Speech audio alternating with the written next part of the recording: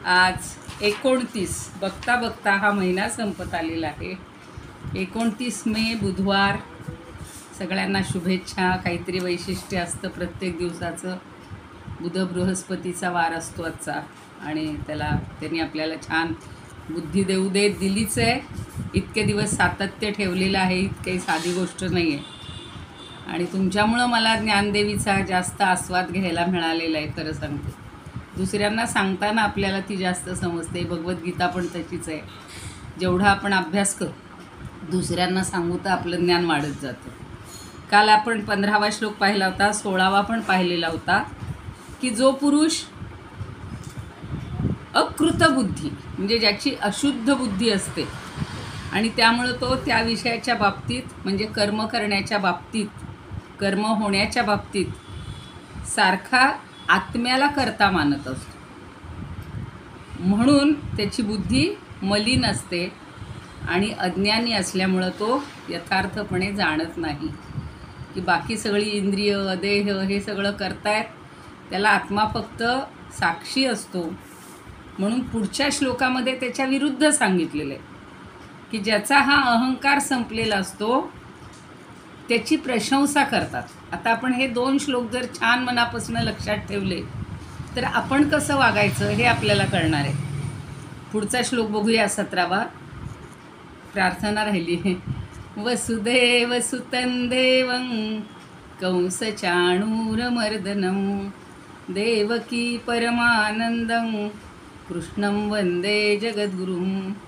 गुरुर्ब्रह्मा गुरुर्विष्णू गुरुर्देवो महेश्वरः गुरुः साक्षात् परब्रह्म तस्मै श्री गुरवे नमः. शांताकारं भुजगशयनं पद्मनाभं सुरेशं विश्वाधारं गगनसदृशं मेघवर्णं शुभांगं लक्ष्मीकान्तं कमलनयनं योगिभिर्ध्यानगम्यं वन्दे विष्णुं भवभयहरं सर्वलोकैकनाथं. यं ब्रह्मा वरुणेन्द्ररुद्रमरुतस्तुन्वन्ति दिव्यैस्तवैर्वेदैः साङ्गपदक्रमोपनिषदैर्गायन्ति यं सामगाः. ध्यानावस्थिततद्गतेन मनसा पश्यन्ति यं योगिनो यस्यान्तन्न विदुःसुरासुरगणा. देवाय तस्मै नमः. देवाय तस्मै नमः. जय श्रीकृष्ण. सर्व श्रोत्यांना आणि भगवद्गीता भक्तांना सादर वंदन.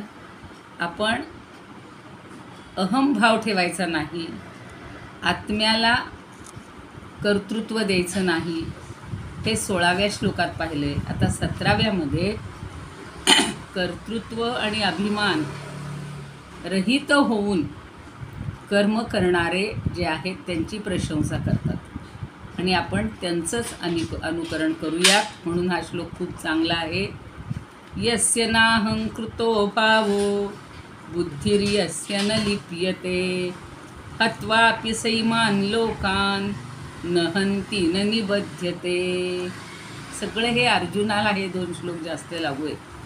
म्हणजे आपल्याला तर आहेतच की यस्य न अहंकृत हा भाव, हा विसर्गाचा ओ होतो, अहंकृतो झाले म्हणजे अहंकृत हा, भावो म्हणजे भाव हा, पुढे आहे बुद्धीही यस्य, विसर्गाचा रफार होतो तसा इथं रफार झालेला आहे. बुद्धीही यस्य न लिप्यते म्हणजे यस्य अहंकृत हा भाव हा न म्हणजे ज्याच्या ठिकाणी अहंकृत म्हणजे मी करता आहे, अहंकर्ता अहंकार हा भाव नाही आणि यस्य बुद्धीही न लिप्यते. तसंच ज्याची बुद्धी न लिप्यते म्हणजे कर्मामध्ये किंवा सांसारिक गोष्टीमध्ये लिप्त होत नाही. हळूहळू आम्ही असे अलिप्त व्हायला लागलेले आहेत की नाही.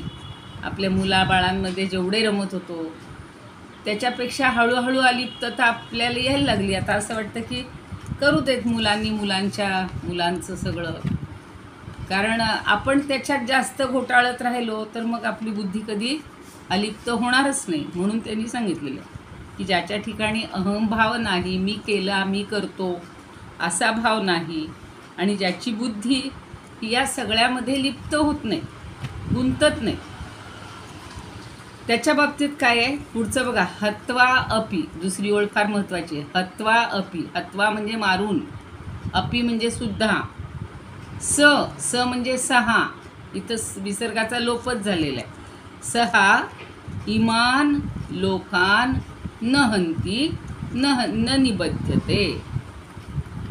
इमान लोकान म्हणजे या सगळ्या लोकांना, न हंती तो कधी ठार मारत नाही, आणि न निबध्यते आणि पापांनी बद्ध होत नाही. कारण आपण कुठली कृती केली तरी, अशी वाईट कृती केली, कुणाला जर मारलं तर आपल्याला पाप लागतं. पण जो मनुष्य सगळ्यांना मारून, इमान लोकांना, आता ते सगळे एवढा 18 औक्षणी सैन्य होतं की नाही, तर त्या सगळ्यांना मारून सुद्धा तो मारत नाही, म्हणजे त्याच्या हातून ते काही घडत नाही. कारण अहंकार नाही आहे, मी केलं म्हणत नाही आहे तो. नाही ते एखादा म्हणला असता, मी अरे कृष्णाने जर सांगितले असते तर एका वेळेला एवढ्या मी, किंवा रामाने म्हणलं असतं एवढ्या 14,000 राक्षसांना मी एकट्याने मारलं, केवढा आपल्याला आला असता अहंकार. पण रामाने एका बाणात सगळ्यांचं बरोबर निपात केलेलं. ज्या दुष्ट प्रवृत्ती आहे त्यांचा निपात करायचा आहे, पण मारूनसुद्धा न मारल्याची भावना पाहिजे, करूनसुद्धा न केल्याची भावना पाहिजे, आणि त्यामुळं तो पापाने बद्ध होत नाही. जे ज्या माणसाच्या शब्दांचे अर्थ कळले बघा. न निबद्धते, निबद्धते म्हणजे बद्ध होणे, आणि न मुळं नकार येतो, तर त्याला पापही लागत नाही किंवा तो त्या बंधनात पडत नाही. ज्या माणसाच्या अंतःकरणात मी करता असा भाव नसतो, आणि ज्याची बुद्धी सांसारिक पदार्थात आणि या कर्मात लिप्त होत नाही, म्हणतात ना करून सवरून निराळा, करूनसुद्धा अलिप्त राहायला पाहिजे. आमची आई म्हणायची लोण्यातल्या पावट्यासारखं निसटून जाता आलं पाहिजे. मला हे वाक्य तर फार आठवतं बघा. एखादा कुठलाही पदार्थ, पण तो विशेषतः पावटा जो असतो तो असा हे असतो ना गुळगुळीत, लोण्यात टाकला तरी तो इतका सहजी बाहेर पडतो. तसं आपण या संसारातून आणि या कर्मातून सहजी बाहेर पडायला पाहिजे, की काही लावून घ्यायचं नाही अजिबात. जसं आपण पद्मपत्र मीमांबसा हे तर नेहमी उदाहरण लक्षातच बसलेलं आहे आपल्या. पण असा जो मनुष्य आहे, कर्मात लिप्त होत नाही, तो सगळ्यांना मारूनसुद्धा कुणाला मारत नाही, आणि त्याला त्याचं पापही लागत नाही. आता हे जनरल विधान केले, पण हे सगळं अर्जुनाला उद्देशून भगवान सांगतायत की जर तू तुझ्याकडं अहंकार, मी केलं माझ्या हातून मारलं जाते असं जे तू सारखं म्हणतोय, पहिल्या अध्यायात तो म्हणलेला होता या सगळ्यांना, किंवा दुसऱ्या अध्यायात हे म्हणतो यांना मारण्यापेक्षा मी भिक्षा मागून एक वेळ राहील, हो की नाही, या सगळ्यांना ठार मारण्यापेक्षा. भैक्षव्रतम, त्यांना भैक्षव्रत म्हणलेलं आहे, ते मी स्वीकारेन. तर इथे त्यांना तेच सांगायचं आहे की तू जर हे स्वतःकडं अहंकृती घेतली नाहीस, कर्तृत्व घेतलं नाहीस, तर तू एवढ्या सगळ्यांना मारूनसुद्धा काय होशील, लिप्त होणार नाहीस, तुला पाप लागणार नाही. कारण क्षत्रियानं युद्ध करणं हे कर्तव्यच आहे, आणि ते कर्तव्य कर्म तू केलंच पाहिजेस. आता भागवतामध्ये सगळ्या भगवंताच्या कथा आहेत. किती राक्षसांना त्यांनी मारलं, इतरांना प्रवृत्त केलं, प्रेरणा दिली, मदत केली. कारण जे दुष्ट आहेत, इतरांना त्रास देणारे आहेत, त्यांना मारणं हे पाप नाहीच आहे. उलट आपण त्यांच्याकडे बघत राहतो की नाही, काही वेळेला बघा अशा घटना समोर घडत असतात आणि आपण असे डोळे असून अंधळ्यासारखे किंवा अलिप्तपणानं वागतो, ते चूक आहे. अशा ठिकाणी जो दुष्ट आहे, जो पापी आहे, जो कृतघ्न आहे, जो दुराचारी आहे, त्याला तिथं ठेचलंच पाहिजे. ते पाप आपल्याला लागणार नाही. अयोग्य व्यक्ती जी काही वागत असेल तिला त्याच्यापासून परावृत्त करायलाच पाहिजे, हे आपलं कर्तव्य. आता याच्यावरचे समश्लोकी बघूया.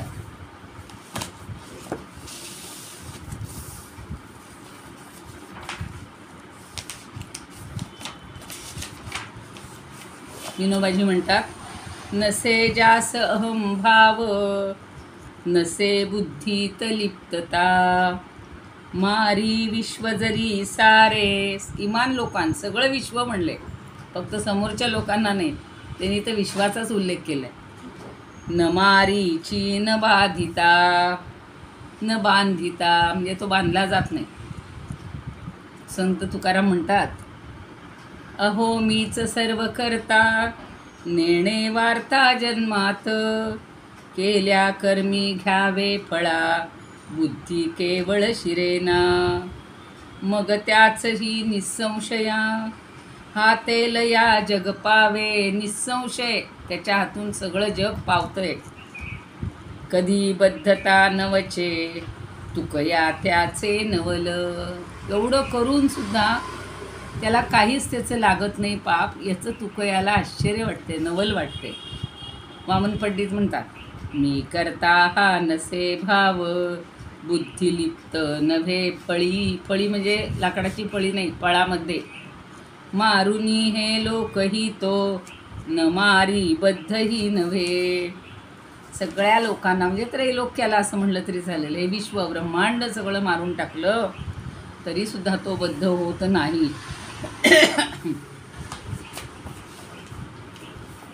चव्हाण म्हणतात, निरहंकारी भावना, निरहंकारी भावना झाली, बुद्धी अलिप्त असे. त्याने जगास मारिले तरी, तो न मारिया बांधितसे, तो न मारिवा बांधतसे. मोरोपंत म्हणतात, ज्याची बुद्धी अलिप्त ही ज्याचे चित्ती, कधीही न अहंता. ज्याची बुद्धी अलिप्त ही ज्याचे चित्ती, कधीही न अहंता. तो या त्रैलोक्याचे मारुनिया जाण बद्धन अहंता. तो या त्रैलोक्याते मारुनिया जाण बद्धन अहंता.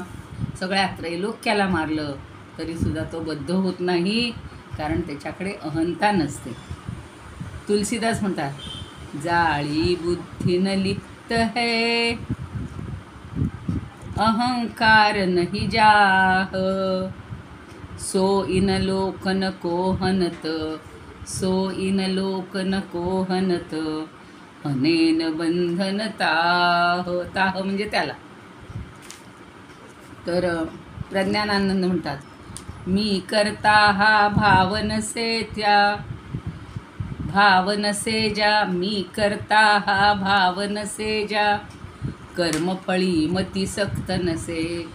कर्मफळी मती, मती म्हणजे बुद्धी, सक्त नसे.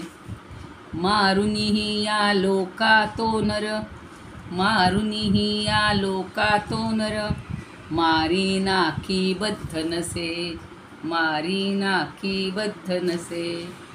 खूप छान सांगितलं होतं. आपल्याला सगळं करून सुद्धा बद्धता नको, बंधनात अडकायला नको. त्याच्यासाठी एक सोडायचे, मीपणा. मी करतो. त्यामुळं हल्ली खरंच सांगते, कुणी विचारतात, नको वाटतं सांगायला की हे मी करते, कारण तो मी आला ना की संपलंच. तो भगवंत करून घेतोय आपल्याकडून. आपण काहीच करत नाही, ठरवतो आपण. म्हणून मला इंग्रजीतली म्हण आहे की नाही, मॅन प्रपोजेस आणि गॉड डिस्पोजेस. त्या लोकांनी सुद्धा हे मानलंय, गॉड मानलेलं आहे. लोक गॉड फादर म्हणतात, पण आपल्याला आपली संस्कृती, आपलं तत्त्वज्ञान इतकं पक्कं आहे, त्याची मुळं इतकी पक्की गेलेली आहेत. फक्त भगवद्गीता, फक्त मनाचे श्लोक, फक्त भागवत, फक्त दासबोध, यातला एक एक ग्रंथ जरी फक्त सगळ्या जगाने वाचला, फक्त सगळ्या जगाने वाचला, तर सगळे चांगलं आचरण करतील. आता पुढच्या सोमवारी ते मूर्ख लक्षण सारखं चिंतन चाललं आहे माझं, की ते आपल्यामध्ये काही ना काहीतरी दोष राहतातच. आपण काही एकदम असे साच्यातनं काढलेलं किंवा अग्नीतनं काढलेल्या चकचकीत सोन्यासारखे जन्माला आलेले नाही आहे. ते पूर्वजन्मीचे सगळे संच हे घेऊन आलेलो. बरं, जाऊ दे. शंकराचार्य काय म्हणतात बघूया.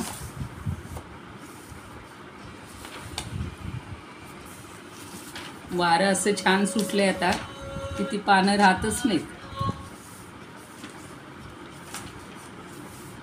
शास्त्र आणि गुरूंच्या उपदेशामुळं, त्याचप्रमाणे न्याय्यत्वानं म्हणजे न्यायानुसार ज्याचं अंतःकरण शुद्ध आणि संस्कारित झालेलं आहे. किती सांगितलंय बघा की एक तर शास्त्राप्रमाणे वागलं पाहिजे, आपल्याला नाही शास्त्र वाचायला वेळ तर गुरूंच्या उपदेशाप्रमाणे वागलं पाहिजे.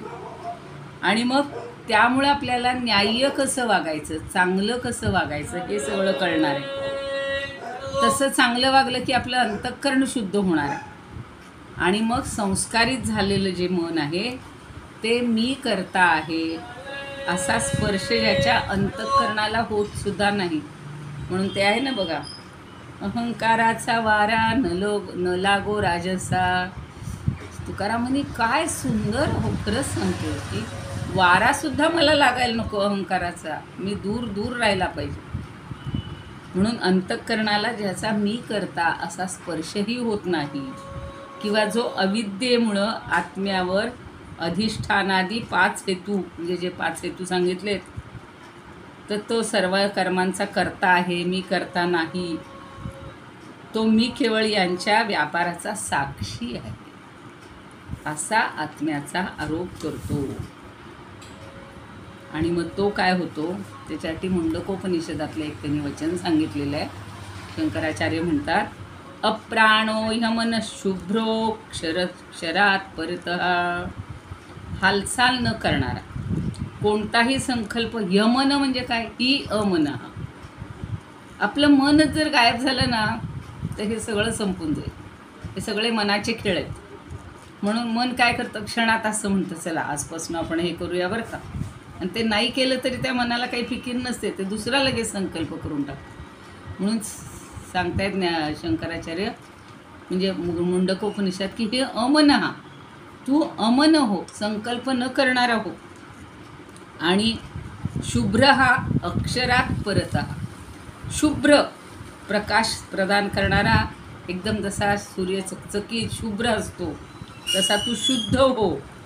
आणि परतः म्हणजे सगळ्या उपाधींच्या पलीकडे जा, उपाधींच्या पलीकडे तू जाशील. आणि असा शुद्ध आणि उपाधिरहित असा आहे असं ज्याला कळतं हा आत्मा, अशा प्रकारचा ज्ञानी पुरुष सर्व लोकांना अर्थात सर्व प्राणीमात्रांना मारून सुद्धा वास्तविक मारत नाही. हनन क्रिया होतच नाही. न हन्ति न हन्यते. आपण हत्वापि मान लोकान, तेच खूप छान बसली ती ओळ डोक्यात. न हन्ति न निबध्यते. त्यामुळे या कर्मापासून निर्माण होणाऱ्या पापफळाने तो बद्ध होत नाही. दुसऱ्या अध्यायात सगळी आत्म्याबद्दलची मतं आलेली आहेत, पण तरीसुद्धा तोच धागा आता 18व्यात पुन्हा ठेवला आहे डोक्यात. भगवंतांना ते सूत्र सोडायचं नाही आहे. म्हणून ते म्हणतायत की हत्वापि न हन्ति इति विप्रतिषिद्धम उच्यते यद्यपि स्तुतीही न एष दोषः. आता पूर्वपक्ष काय म्हणतो की हे केवळ स्तुती असं वाटते, तरीसुद्धा मारूनसुद्धा मारत नाही असं म्हणणं म्हणजे सगळं चुकीचंच वाटते आम्हाला तुमचं. एखादे बघा ना अज्ञानामुळे लोक म्हणणार असं कसं मारूनसुद्धा मारत नाही, असं कसं काय होईल. त्यावर उत्तर पक्ष म्हणजे शंकराचार्य म्हणतात की हा काही दोष नाही आहे. लौकिक आणि पारमार्थिक अशा दृष्टीनं ते असं म्हणणं अनुचित नाही आहे. हे बघा, लौकिक दृष्टीनं मारलं हे बरोबर आहे, पण पारमार्थिक दृष्टीनं ते मारलेलं नाही आहे. कारण शरीर म्हणजेच आत्मा, मी मारणारा आहे असं मानणारा जो मनुष्य आहे तो लौकिक दृष्टीने मानूनसुद्धा असं पूर्वी म्हटल्याप्रमाणे पारमार्थिक दृष्टीचा आश्रय करून मारित नाही, अगरबद्ध होत नाही असं सांगण्यामुळं हे दोन्हीही विधानं बरोबर आहे. तुम्ही काही तसं वाटून घ्यायचं कारण नाही. पुन्हा 18व्यातला जो 16वा श्लोक आपण पाहिला आहे, आत्मानं केवलम तुयः. पूर्व पक्ष म्हणतो मग तुम्ही असं म्हणताय, मग आत्म्याला केवळ शुद्ध स्वरूप असं करता मानतो, मग असं सांगण्यामुळं केवळ शब्दाचा उपयोग केल्यामुळं असं वाटतं की आत्मा एकटा कर्म करत नाही, पण अधिष्ठानादी अन्य हेतूच्या संगतीनं तो निस्संदेह कर्म करतच राहतो, एकटा नाही काही करत. बघा, हुशार आहेत, शंका विचारणारे जास्त हुशार असतात. त्याचं निरसन करणं हे कौशल्य काही नाही आहे, कारण ते आहेच. त्याच्यावर आता शंकराचार्य म्हणतात की हा काही दोष नाही आहे. काहीही न करणं हा ज्याचा स्वभाव आहे तो आत्मा अधिष्ठानाबरोबर जोडला जाणार नाही. जी वस्तू विकारी आहे तीच वस्तू अन्य विकारी वस्तूंबरोबर जाईल. विकारी पदार्थच करता होऊ शकतात. निर्विकार आत्म्याचा कोणाबरोबरही संयोग होत नाही, त्यामुळं आत्म्याचं कर्तृत्व दिसणार नाही. म्हणून आत्म्याचं केवलत्व अगदी स्वाभाविक आहे. केवळ या शब्दांनी, केवळ म्हणजे फक्त, तो काही करत नाही हे समजावून देण्यासाठी केवळ शब्द वापरलेला. आता गीतेतच दुसऱ्या अध्यायात 25व्या श्लोकात म्हणले अविकार योयम उच्यते, त्याच्यात विकार घडत नाहीत. तिसऱ्या अध्यायात म्हणले गुणैरेव कर्माणि क्रियन्ते, सगळी ही कर्म कोण करतं? गुण करतात, त्रिगुण. आणि 13व्यात म्हणले शरीरस्थोपि न करोति, म्हणजे तो शरीरात असून सुद्धा काम करत नाही. किंवा छांदोग्य उपनिषदात म्हणले ध्यायतीव लेलायतीव, ध्यायतीव म्हणजे जणू ध्यान करतो, आणि लेलायती म्हणजे हालचाल करतो, असं सगळं सांगितलेलं आहे. आता तुम्ही म्हणाल इतकं कशाला सांगताय ताई आम्हाला, पण हा श्लोकच असा आहे की हा समजून घेण्याजोगाच आहे. भले एक शिकवला तरी चालेल, आपल्याला कुठं काही आहे लवकर संपायला पाहिजे. तर हे आत्मतत्व, त्याला निरवयव म्हणले म्हणजे अवयव नाहीत, कुठले विकार नाहीत म्हणजे तो अविकारी आहे. त्याला अधिष्ठान वगैरे कशाची गरज नाही. आता तो आहे आपल्या शरीरात राहिला म्हणून, पण नाहीतर त्याचं अस्तित्व सगळ्या विश्वामध्ये आहे ना. त्यामुळं अज्ञानामुळं आपण सगळे असे आरोप करत असतो. आणि खूप त्यांनी इतके संदर्भ सांगितलेले आहेत. दुसऱ्या अध्यायातलंच मगाशी मला जो आठवत होतं की नायम हंती न हन्यते, तो आत्मा कुणाला मारत नाही आणि कुणाकडून मारलाही जात नाही. दुसऱ्यातला 20वा श्लोक तसाच आहे. न जायते म्रियते वा कदाचिन्नायं भूत्वा भविता वा न भूया अजो नित्य शाश्वतोयं पुराणो न हन्यते हन्यमाने शरीरे. हे सगळं आपल्याला माहिती आहे. वेदा विनाशिन नित्यं येन मजमद्वयं, तो अद्वय आहे, अद्वितीय आहे, तो जन्माला येत नाही, काही नाही त्याच्यात विकार, आपल्यामध्ये विकार आहेत. जो जन्माला येतो, बघा आधी जन्माला आलेलं बाळ एवढंच असतं, काय 5-6 पाऊंडाचं असेल, 2-2.5 किलोचं असेल. आता वाढत वाढत वाढत आपल्यात केवढा बदल झालेला असतो. देह मोठा झाला, इंद्रिय मोठी झाली, सगळी शक्तिमान झाली. तर असं सगळं आहे.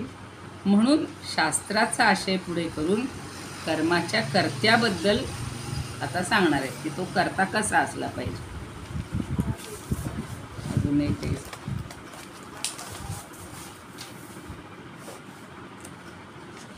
आणि आपण जर सखोल अभ्यास केला, खोलात शिरून जर सगळं समजून घेतलं, तर आपल्या लक्षात येईल की ह्या अहंकार फक्त नको, अहंकृती नको, मी केलं हा भाव नको. मी काहीच करत नाही, मी म्हणजे तो आत्मा काहीच करत नाही आहे. तो परमात्मा सगळ्याकडून आपल्याकडून करून घेतोय, पण तो मात्र अलिप्त आहे. पुढचा श्लोक बघूया आता. याच्यावर तर किती विवेचन आहे, म्हणजे आपल्याला आपल्या मर्यादा पडतात, म्हणून शेवटी थांबावं लागतं. पुढचा श्लोक बघा. ज्ञानम ज्ञेयम परिज्ञाता विविधा कर्मचोदना. आपलं आता ज्ञानेश्वरीतले सगळं चाललेलं आहे बघा. करणं कर्म करते ती त्रिविध कर्मसंग्रह. हे नुकतंच झालं आहे आपलं की ज्ञानम म्हणजे कर्माची प्रेरणा आणि कर्माचा संग्रह कशामुळं होतो, कर्म करायला का आपण प्रवृत्त होतो, तो 18वा श्लोक सांगतो बघा. ज्ञानम ज्ञेयम परिज्ञाता त्रिविधा कर्मचोदना. करणं कर्म करते ती त्रिविध परकर्म संग्रह हा. पहिलं ज्ञान, दुसरं ज्ञेय आणि तिसरा ज्ञाता. परिज्ञाता म्हणजे सगळीकडून जाणणारा तो ज्ञाता. अशी ही त्रिविध कर्म चोदना. चोदना म्हणजे प्रेरणा देणारा. कर्माला प्रेरणा कोण देतं? तर ह्या 3 गोष्टी, ज्ञान, ज्ञेय आणि ज्ञाता. आता मागे आपले हे सगळे झालेत तिकडे उदाहरणं समजून घेतलेली आहेत आपण, की कुठलंही ज्ञान कर्म करायचं असेल तर आधी त्याचं ज्ञान घ्यावं लागतं. महिलांच्या दृष्टीनं स्वयंपाकघरातल्या ज्या सगळ्या स्वयंपाकातल्या वस्तू आहेत, आता ते यूट्यूब म्हणजे ते इतका खजिना आहे की रोज तुमचं डोकं फुटून जाईल एवढे रेसिपी सांगितलेले असतात. पण ते ज्ञान जरी घेतलं, ती वस्तू आपल्यासमोर आली पाहिजे आणि ते समजून घेण्यासाठी आपण तिथं हजर पाहिजे. आहे ढीगभर त्याच्यात, पण आपण ते समजून घेतल्याशिवाय ज्ञान मिळणार नाही. कशाचं घ्यायचं आहे तेही समजून घेतलं पाहिजे. ज्ञेय म्हणजे ते आहे कर्माची प्रेरणा. आणि तिसरं करणं कर्म करते ती त्रिविध कर्म संग्रह हा. आणि प्रत्यक्ष कर्म करण्यासाठी 3 गोष्टी हव्यात.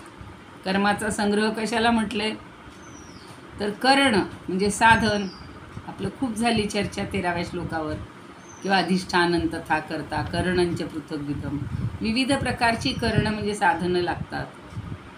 मग ती कर्म प्रत्यक्ष कर्म करणं आणि ते करण्यासाठी असणारा कर्ता, या 3 गोष्टी म्हणजे कर्माचा संग्रह आहेत किंवा कर्माचं साधन आहे. काही करायचं असू देत आपल्याला, कुठलंही कर्म करायचं. गावाला जायचं, गाडीत बसल्याशिवाय आणि गाडी सुरू झाल्याशिवाय आपलं कर्म होणारच नाही. नुसते मनातच मांडे, स्वप्नातच पाहिलं, आली गाडी, बसलो त्याच्यात, ठरवलं सगळं, बॅग भरली, सगळं केलं आणि स्टँडवर गेलोच नाही, किंवा स्वतःचं वाहन असेल तर स्वतःच्या वाहनात बसलोच नाही, तर कर्म होईल का? फिरण्याचं कर्म होणार नाही, प्रवासाचं कर्म होणार नाही. पूजा करायची आहे, पूजेसाठी सुद्धा आपल्याला मंदिरात बसलं पाहिजे, देवघरात बसलं पाहिजे, पाणी सगळं जे काय साहित्य लागतं ते घेतलं पाहिजे, फुलं आणली पाहिजे, छान नैवेद्याला फळ फूल काहीतरी पाहिजे, सगळं पाहिजे आपल्याला. तर हे सगळं करणं म्हणजे सगळी साधनं नाही का. ते तामण लागतं आहे की विशिष्ट अगदी कुठलंही, म्हणजे तुम्ही आता कर्म कितीतरी रोज करतो आपण, पण त्याच्यासाठी ह्या 3 गोष्टी लागतात. करता पाहिजे, सगळी सज्ज केलेली आहे तयारी. आणि जे रोज पूजा करतात ते गेले गावाला, आपोआप पूजा होईल का? नाही. मग कोणीतरी तिथं करता दुसरा बसला पाहिजे की नाही, त्यांनी करायला पाहिजे की नाही. समजा आई ती आजारी पडली, मग काय करणार? कोणीतरी काकूनी करायला पाहिजे, मामीनी करायला पाहिजे, आत्यानी करायला पाहिजे. म्हणजे करता कोणतरी हवाच आहे ना. साहित्य सगळं आहे, भाज्या आणल्या आहेत, दळण आणलं आहे, सगळं आणलेलं आहे, भांडी सगळी काढून ठेवलीत, पण कशाने काय करायचं हे तर करणारा तर पाहिजे. म्हणजे करता पाहिजे, करण पाहिजे आणि प्रत्यक्ष कर्म व्हायला पाहिजे. या 3 गोष्टी कर्मासाठी आवश्यक आहेत. किती उदाहरणं, किती तुम्ही सांगाल किंवा तुम्हाला डोक्यात असतील ती, पण त्याच्यामध्ये आपण एखाद दिवशी माझ्या मनात आलं की तुमच्याकडून तुम्हाला काय कळला हा श्लोक, असं मला जरा समजून घ्यायचे. आता एखादा दिवस तसा घेऊया आपण, किंवा शेवटचे 2-4 दिवस तरी. समश्लोकी बघा. ज्ञाता ज्ञेय तसे ज्ञान, ज्ञाता ज्ञेय तसे ज्ञान, तिहेरी कर्म बीज हे, तिहेरी कर्म बीज हे. क्रियाकरण कर्तृत्व कर्माचे, कर्मांगे 3 त्यातुनी, कर्मांगे 3 त्यातुनी. तुकाराम महाराज म्हणतात, साधू लागी साधन ते, कर्मान ते करुनी, परी त्रिविधता भेदू, तुझ संवादू जाणवू. कर्म करण हा करता, हेच वार्ता भेदाची, कर्मसंग्रहो ही त्रिधा, तुका सिद्धा निरूपी. तुका फक्त सिद्ध झालेला आहे निरूपण करण्यासाठी, या सगळ्या गोष्टी लागतात. वामन पंडित मक्कर, मी साधन साध्याचा, साधकांचा विधी त्रिधा, कर्मी साधन साध्याचा, साधकांचा विधी त्रिधा, करणे कर्म करता हा, कर्मसंग्रहही त्रिधा. ते साध्य साधन हे त्यांनी ज्ञाता ज्ञेय त्याऐवजी तो शब्द वापरलेला. आणि पुढचे बघूया. काशीनाथ स्वामी म्हणतात, ज्ञाता ज्ञेय पार्था, ज्ञाता ज्ञान ज्ञेय पार्था त्रिधा हे, ज्ञाता ज्ञेय ज्ञान पार्था त्रिधा हे, कर्मा लागी प्रेरिती सर्व पाहे, कर्मा लागी प्रेरिती सर्व पाहे, कर्ता आणि कारण कर्म तिन्ही, कर्ता आणि कारण कर्म तिन्ही, कर्माचा हा संग्रहो सत्यमानी, कर्माचा हा संग्रहो सत्यमानी. आठल्य म्हणतात, ज्ञाता ज्ञान मिळून दोन तिसरे, जे ज्ञेय लोकी असे, कर्माचे विधी तीन हे समजती, सर्वत्र पार्था. करता कर्म धरून दोन करणे, त्यांच्यामध्ये तिसरे, होतो घेऊन कर्मसंग्रह, जगी ध्यानात ठेवी भले. अरे हा कर्मसंग्रह असा होतो हे तू ध्यानात ठेव. तत्ते म्हणतात, नरा जाणता ज्ञान ही ज्ञेय जाण, अशा प्रेरणा सर्व कर्मास तीन, बहु साधने कर्म करता त्रयीने, बने कर्म भांडार हे निश्चयाने. देशपांडे म्हणतात, चोदना कर्मी त्रिविध असे जाण, जाणता तैसे ज्ञेय आणि ज्ञान, कर्मसंग्रही तसा त्रिविध आहे, साधने करता सिद्ध कर्म पाहे. आता सहज डोक्यात आलं की करणं म्हणजे साधन. बघा आता पोळ्या करायच्यात, पोळ्या करण्यासाठी साधन काय? पोळपाट पाहिजे, लाटणं पाहिजे, कणिक पाहिजे, ते सगळं पाहिजे, तवा पाहिजे, गॅस पाहिजे, काय तुमचं हॉट प्लेट असेल कशावर तरी ते पाहिजे. आता नवीन यंत्र आली, पोळीचे यंत्र आहे, फक्त गोळे कणिक मळायचे यंत्र आहे. पण म्हणजे काहीतरी ही करण हवीच आहेत ना. काहीही न घेता कल्पनेतनंच गोळा केला, मळलं कणिक आणि पोळी झाली असं होईल का? हो, नाही होणार. म्हणजे करण पाहिजेच, करता पाहिजे आणि प्रत्यक्ष कर्म केलं गेलं पाहिजे, म्हणजे मग त्या पोळ्या आपल्या तयार होणार. पूर्णाल्यांना भूक लागलेली दिसते असं नाही. 12 म्हणलं की आपला ती वेळच असते सगळ्यांची की सगळ्या त्या तयारीलाच मनुष्य लागतो. ठीक आहे, तर अशा ह्या सगळ्या आपण ह्याच्यातनं पाहिलेल्या आहेत सगळ्या गोष्टी. शंकराचार्य काय म्हणतात बघूया. ज्ञाता ज्ञेय आणि ज्ञान ही 3 प्रकारची कर्माची प्रेरणा आहे आणि तो कर्ता करण क्रिया असा हा 3 प्रकारचा संग्रह आहे आणि या तिघांमुळं कर्म घडत असतं. आता त्याच्यावरही भरपूर आहे की ज्याच्या योगाने एखादा पदार्थ जाणला जातो त्याला सामान्यपणे पदार्थ ज्ञान असं म्हटलं जातं. तसं ज्ञेय म्हणजे जो जाणायचा विषय आहे तो पदार्थ आणि सामान्य वर्णन असं केलं जातं. आणि ज्ञाता म्हणजे परिज्ञाता की जो अविद्याजनित असलेला भोक्ता आहे. या तिघांचा आपण म्हणजे जो शिकून घेतोय तो ज्ञाता. आणि कर्माचा कर्ता कर्म आणि करण अशी 3 संग्रह सांगितलेला आहे. तर करण म्हणजे ज्याच्या योगानं कर्म केलं जातं. आता लिहायचे म्हणलं की पेनाशिवाय होतच नाही हो. किंवा श्रोत्रादी 10 बाह्येंद्रिये आणि बुद्धी इत्यादी अंतःकरणाचे 4 भेद, मन बुद्धी चित्त अहंकार एवढे 4 भेद आहेत अंतःकरण म्हटल्यावर. तर ते सगळं त्याला करण असं म्हणायचं. आणि सगळ्या श्रोत्रादी इंद्रियांना आपण आपापल्या कामामध्ये नेमून देतो का कानाला सांगतो आजपासनं तू लिहिण्याचं काम कर? नाही, ते हातालाच सांगणार. कानाला काय सांगणार? ऐक बरं का, तिथं बाहेर चाललेलं आहे काहीतरी अनाऊन्समेंट किंवा ते व्याख्यान चाललं आहे, प्रवचन चाललं आहे, कीर्तन चाललं आहे, छान ऐक असं कान करतो आहे काम. ते समोर कोण बसलेत? गुरु बसलेत, कीर्तनकार आहेत, मोठे पंडित आहेत, ते डोळ्यांनी बघितलं जाणार आहे. तर हे सगळं ज्याचं त्याला काम वाटून दिलेलं आहे. आणि म्हणून कर्ता कर्म आणि फळ हे 3 प्रकारचे त्रिगुणात्मक आहे. योगेशं सच्चिदानंदं वासुदेवं व्रजप्रियं धर्मसंस्थापकं वीरं कृष्णं वन्दे जगद्गुरुं। कृष्णाय वासुदेवाय हरये परमात्मने प्रणतः क्लेशनाशाय गोविन्दाय नमो नमः। ॐ पूर्णमदः पूर्णमिदं पूर्णात् पूर्णमुदच्यते पूर्णस्य पूर्णमादाय पूर्णमेवावशिष्यते। ओम शांति शांति शांति। जय श्री कृष्ण।